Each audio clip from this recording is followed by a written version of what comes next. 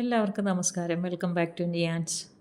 വീട്ടിലെപ്പോഴും കാണാറുള്ള ചേരുവകൾ കൊണ്ട് നല്ല സൂപ്പർ ടേസ്റ്റിൽ തയ്യാറാക്കിയ സ്നാക്കിൻ്റെ റെസിപ്പിയാണ് ഇന്നത്തെ വീഡിയോയിലുള്ളത്.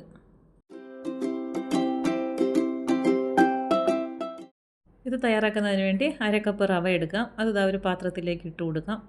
വറുത്ത റവയോ വറുക്കാത്ത റവയോ ഏത് വേണമെങ്കിലും എടുക്കാം. അതിൻ്റെ കൂടെ തന്നെ ഒരു 1/4 കപ്പ് തേങ്ങ ചിരകിയത് ചേർത്ത് കൊടുക്കാം.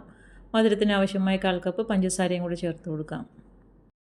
അത് മാറ്റി വെച്ചതിന് ശേഷം ഇതേപോലെ നന്നായിട്ട് പഴുത്ത ഒരു നേന്ത്രപ്പഴമുണ്ട്. തൊലി കറുത്തതായാലും കുഴപ്പമില്ല. നല്ലതുപോലെ പഴുത്തത് ഇതേപോലെ ഒരു ഫോർക്ക് ഉപയോഗിച്ച് നന്നായിട്ടൊന്ന് ഉടച്ചെടുക്കാം. നന്നായിട്ട് പഴുത്ത പഴമായതുകൊണ്ട് തന്നെ വളരെ ഈസി ആയിട്ട് തന്നെ നമുക്ക് ഇതേപോലെ ഫോർക്ക് ഉപയോഗിച്ച് ഉടച്ചെടുക്കാൻ പറ്റും. അപ്പോൾ ഈ ഒരു രീതിയിൽ നന്നായിട്ടൊന്ന് കഷ്ണങ്ങളൊന്നും ഇല്ലാതെ ഒന്ന് ഉടച്ചെടുക്കാം. അല്ലാന്നുണ്ടെങ്കിൽ മിക്സിയിലിട്ടൊന്ന് അടിച്ചെടുത്താലും മതി. അപ്പോൾ ഇതേപോലെ നന്നായിട്ട് ഉടച്ചെടുത്തതിന് ശേഷം ഇനി നമുക്ക് എടുത്ത് വെച്ചിരിക്കുന്ന റവയിലേക്ക് ചേർത്ത് കൊടുക്കാനുള്ളതാണ്. അപ്പോൾ ഇതേപോലെ നന്നായിട്ട് ഉടച്ചെടുത്തിട്ടുണ്ട്. ഇനി നമുക്കത് റവയിലേക്ക് ചേർത്ത് കൊടുക്കാം. പഴം ഇതിലേക്ക് ഇട്ട് കൊടുത്തതിന് ശേഷം ഇനി അതെല്ലാം കൂടി നല്ലതുപോലെ ഒന്ന് മിക്സ് ചെയ്ത് കൊടുക്കാനുള്ളതാണ്.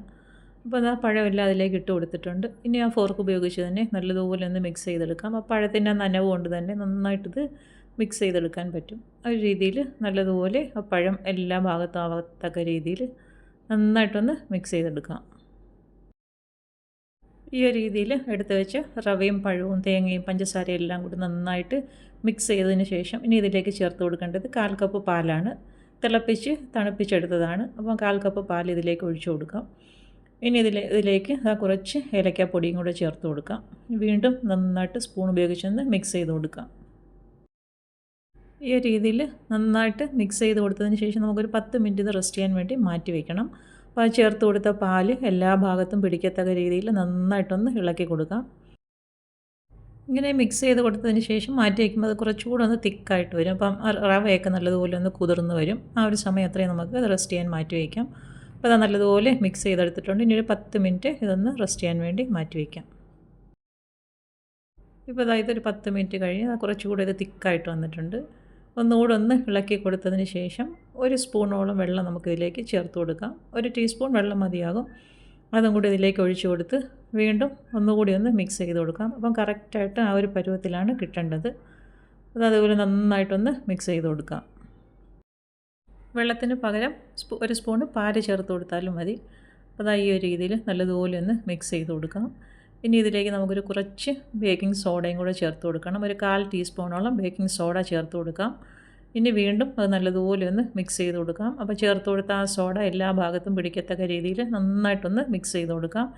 അപ്പോൾ കറക്റ്റ് ഈ ഒരു കൺസിസ്റ്റൻസിയാണ് ഇതിന് വേണ്ടത്. നമുക്ക് കൈ കൊണ്ട് എടുത്ത് എണ്ണയിലേക്ക് ഇടുന്ന ആ ഒരു പരുവമാണ് വേണ്ടത്. അപ്പോൾ ഈ ഒരു രീതിയിൽ നന്നായിട്ട് മിക്സ് ചെയ്തെടുക്കാം.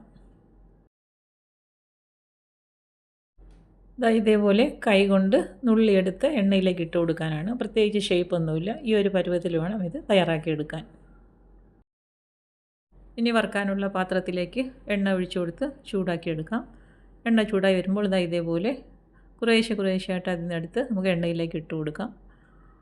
എണ്ണ നന്നായിട്ട് ചൂടായി വന്നതിന് ശേഷം ഫ്ലെയിം മീഡിയത്തിലാക്കി കൊടുക്കണം. ഇത് പെട്ടെന്ന് മൂത്ത് കിട്ടും. അപ്പോൾ ഒരു സൈഡ് ഇങ്ങനെ പരുവായി വരുന്ന സമയത്ത് തിരിച്ചിട്ട് കൊടുക്കാം. നന്നായിട്ട് സോഫ്റ്റായിട്ടിരിക്കുകയാണ്. അവിടെ തിരിച്ചിടുമ്പോൾ ഒന്ന് സൂക്ഷിച്ച് വേണം തിരിച്ചിട്ട് കൊടുക്കാൻ. ഇതേപോലെ ഈ കളർ മാറി വരുന്ന സമയത്തൊന്ന് മറിച്ചിട്ട് കൊടുക്കാം. വീണ്ടും ആ ഭാഗവും നന്നായിട്ട് കളർ മാറി വരുന്ന സമയത്ത് എണ്ണയിൽ നിന്നും കോരി മാറ്റാം. പുറമേ നല്ല ക്രിസ്പി ആയിട്ടിരിക്കുകയും ചെയ്യും. ഉള്ളിൽ നല്ല സോഫ്റ്റുമാണ്, നല്ല ടേസ്റ്റാണ്. അപ്പോൾ ഈ ഒരു രീതിയിൽ ഈ സ്നാക്ക് ഒന്ന് തയ്യാറാക്കി നോക്കൂ. അപ്പോൾ ഇതേപോലെ ഇത് കോരിയെടുത്തതിന് ശേഷം ബാക്കി തയ്യാറാക്കി വെച്ചിരിക്കുന്ന മാവും ഇതേപോലെ എണ്ണയിലേക്ക് ഇട്ട് കൊടുത്ത് വറുത്ത് കോരിയെടുക്കാം. ഇതിലേക്ക് ചേർത്ത് കൊടുത്ത ഈ ഐറ്റംസ് എല്ലാം എപ്പോഴും വീട്ടിൽ സാധാരണയായി കാണാറുള്ളതാണല്ലോ. അപ്പം വളരെ ഈസി ആയിട്ട് തന്നെ ഇങ്ങനെ ഈ ഒരു ഐറ്റം തയ്യാറാക്കിയെടുക്കാൻ പറ്റും. അപ്പം ചായയുടെ കൂടെയൊക്കെ കഴിക്കാനും കുട്ടികൾക്ക് കൊടുക്കാനും ഒക്കെ നല്ല സൂപ്പർ ടേസ്റ്റാണ്. ഇപ്പോൾ വളരെ ഈസിയായി തയ്യാറാക്കാൻ വരുന്ന ഈ ഒരു സ്നാക്ക് ഈ ഒരു രീതിയിലൊന്ന് തയ്യാറാക്കി നോക്കൂ. വീഡിയോ ഇഷ്ടമായ ലൈക്ക് ചെയ്ത് സബ്സ്ക്രൈബ് ചെയ്ത് സപ്പോർട്ട് ചെയ്തേക്കൂ.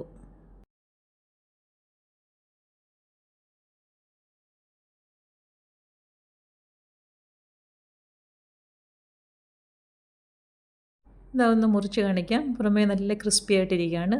ഉൾഭാഗം നല്ല സോഫ്റ്റുമാണ്. ഈ ഒരു രീതിയിലാണ് ഈ സ്നാക്ക് ഇരിക്കുന്നത്. വീണ്ടും അടുത്ത വീഡിയോയിൽ കാണുന്നത് വരെ bye from Niyans. Thanks for watching.